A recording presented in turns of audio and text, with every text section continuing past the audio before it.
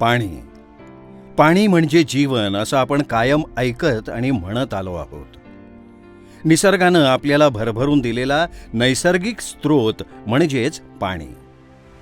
पण या पाण्याचा वापर करताना आपण खरंच काळजी घेतो का, हा प्रश्न विचारण्याची वेळ आता आली आहे. पाण्याची कमतरता आता शहरी भागात तसेच ग्रामीण भागातही भेडसावू लागली आहे.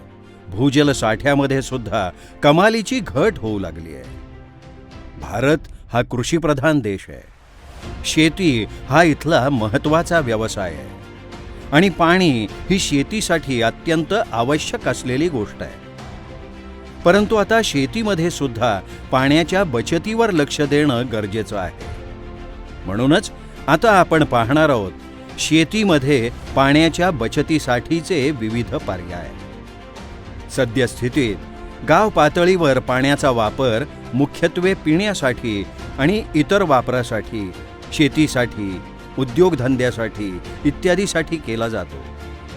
दरवर्षी गावाला उपलब्ध होणाऱ्या भूजलापैकी जवळपास 90% जास्त पाणी हे शेतीमध्ये वापरलं जातं. यासाठी आता शेतीमध्ये सुद्धा पाण्याचा वापर काटकसरीनं आणि कार्यक्षमपणे करणं गरजेचं आहे.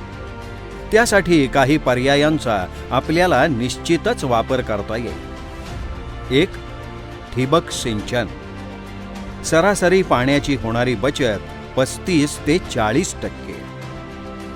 ठिबक सिंचनाचे उपयोग थेंब थेंब स्वरूपात पिकाच्या मुळांच्या कार्यकक्षेत पाणी देण्यासाठी उपयुक्त. ठिबक सिंचनामुळे जमीन कायम वापसा स्थितीमध्ये राहते.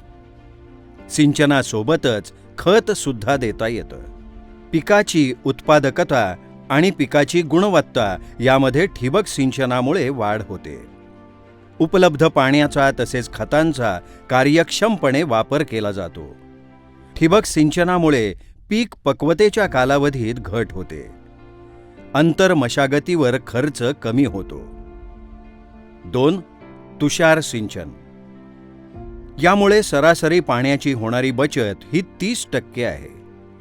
तुषार सिंचनामुळे पाणी फवारण्याच्या स्वरूपात पिकाला दिलं जातं, त्यामुळे पाण्याची बचत होते. तसेच पाठ पाण्यापेक्षा सिंचन क्षमता अधिक असते. सगळीकडे समप्रमाणात पाणी देता येतं. तुषार सिंचनामुळे पिकाची उत्पादकता आणि पिकांची गुणवत्ता यामध्ये वाढ होते. तुषार सिंचनामध्ये जलसंच एका ठिकाणाहून दुसऱ्या ठिकाणी नेता येत असल्यामुळे जास्त क्षेत्र भिजवलं जातं. 3. शेतीमधील पाणी बचतीसाठी आणखीन एक महत्त्वाचा पर्याय म्हणजेच रेन पाईप. रेन पाईप या पद्धतीत हुबेहूब पावसाच्या स्वरूपात पिकांना पाणी दिलं जातं. पाण्याचं वितरण एक समान पद्धतीनं व्हावं यासाठी लवचिक पाईपवर छिद्र ही नॅनो पंचिंग तंत्रानं बनवलेली असतात. ज्या पिकांची लागवड जवळजवळ केली जाते, उदाहरणार्थ भाजीपाला पिकं, भुईमूग, कांदा, या पिकांसाठी हे उपयुक्त आहे. रेन पाईप संच एका ठिकाणाहून दुसऱ्या ठिकाणी सहजरित्या वाहून नेता येतो, त्यामुळे जास्तीचं क्षेत्र सिंचनाखाली आणता येतं. 4. आच्छादन म्हणजेच मल्चिंग. यामध्ये सरासरी 20 ते 25% पाण्याची बचत होते. आच्छादन म्हणजेच मल्चिंगमुळे जमिनीत ओलावा टिकून राहतो. बाष्पीभवनाचा वेग मंदावतो. आच्छादन तणांच्या वाढीला प्रतिबंध करते. तसेच जमिनीच्या सूक्ष्म हवामानात सुधारणा होते. आच्छादनामुळे पिकाच्या उत्पादनामध्ये सुद्धा वाढ होते. 5. ॲब्सॉर्बर. ॲब्सॉर्बर या पद्धतीमध्ये सरासरी 20 ते 25% पाण्याची बचत होते. ॲब्सॉर्बर जमिनीत ओल टिकवून ठेवण्यास मदत करतो. तसेच जमीन सातत्यानं वापसा स्थितीत राहते. ॲब्सॉर्बरमुळे बाष्पीभवनामुळे वाया जाणारं पाणी वाचवता येतं. मुळांचा परिसर सातत्यानं वापसा स्थितीत राहावा यासाठी मदत होते. त्याचप्रमाणे मातीतील अन्नद्रव्ये पिकास सहजरित्या उचलण्यास मदत करतात. उत्पादनात आणि शेतमालाच्या गुणवत्तेत यामुळे वाढ होते. 6. मुरघास चारा. खरीप आणि रब्बी हंगामातील उपलब्ध असलेला जास्तीचा चारा साठवून ठेवण्यासाठी उपयुक्त पद्धत. त्याचप्रमाणे जनावरांच्या दुधामधील स्निग्धांशाचे प्रमाण तसेच दुधाच्या प्रमाणातही यामुळे वाढ होते. उन्हाळ्यात सहजपणे चारा उपलब्ध झाल्याने पाण्याची बचत होते, तसेच तुलनेत कुटुंबाचे श्रम आणि वेळ वाचतो. कमी जागेत जास्त चारा टिकवता येतो. 7. हायड्रोफोनिक्स चारा निर्मिती तंत्र. यामध्ये कमी खर्चात आणि कमी जागेमध्ये ओल्या चाऱ्याची निर्मिती करता येते.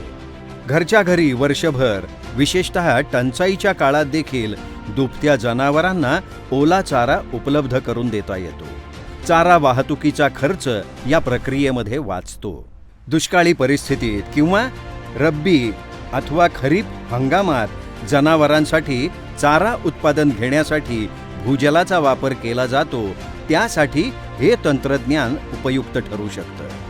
या अशा पर्यायांमुळे आपण शेती करताना देखील पाण्याची बचत करू शकतो. तसेच इतरही काही पर्याय म्हणजेच पाण्याचा ताण सहन करणाऱ्या पिकांच्या जातीचा वापर करणे, उभ्या पिकात परावर्तकाचा वापर करणे, डिफ्युजर या तंत्रज्ञानाचा उपयोग पिकांना भूमिगत पद्धतीनं पाणी देण्यासाठी होऊ शकतो. पिकांच्या मूलस्थानी जलसंधारण, समतल मशागत आणि पेरणीरुंद वरंबासरीवर पेरणी, आंतरपीक पद्धती इत्यादीचा वापर सुद्धा आपण करू शकतो. तसेच सेंद्रिय खताचा वापर करूनही आपण शेतीमध्ये पाण्याची बचत करू शकतो. मंडळी, पावसाचं पाणी नाल्यात किंवा शिवारात वाहून न देता ते वळवून विहीर पुनर्भरण सारख्या सोप्या आणि कमी खर्चिक उपाययोजनेचा अवलंब केला तर विहिरीच्या पाण्याची पातळी वाढण्यास मदत होईलच, पण त्यामुळे उन्हाळी हंगामात देखील पिकांना पाणी देता येईल. लोकसहभागातून भूजल व्यवस्थापनाची आशा. अटल भूजल योजना, जलसमृद्धीची नवी दिशा. भूजल सर्वेक्षण आणि विकास यंत्रणा, पाणी पुरवठा आणि स्वच्छता विभाग, महाराष्ट्र शासन. टोल फ्री क्रमांक 1800 110 121.